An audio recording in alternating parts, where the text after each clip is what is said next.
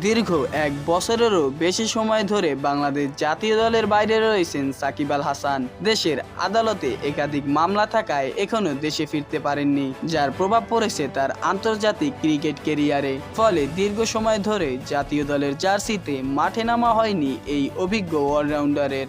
তবে জাতীয় দলে সাকিবের ফেরা এখনো পুরোপুরি অসম্ভব নয়। বাংলাদেশ ক্রিকেট বোর্ডের পক্ষ থেকে জানানো হয়েছে, সাকিব আল হাসানের দলে ফেরা বা না ফেরা সম্পূর্ণভাবে নির্ভর করছে নির্বাচকদের সিদ্ধান্তের উপর। এ বিষয়ে বোর্ড কোনো ধরনের বাধা দিচ্ছে না। উল্লেখযোগ্য বিষয় হলো, সাকিব আল হাসান এখন পর্যন্ত ওয়ানডে কিংবা টেস্ট ক্রিকেট থেকে আনুষ্ঠানিকভাবে অবসর নেননি, শুধু আন্তর্জাতিক টি-20কে বিদায় জানিয়েছেন। এ কারণেই ভক্ত সমর্থকদের একটি বড় অংশ এখনো আশাবাদী আবারও বাংলাদেশের জার্সিতে দেখা যেতে পারে দেশের অন্যতম এই অলরাউন্ডারকে।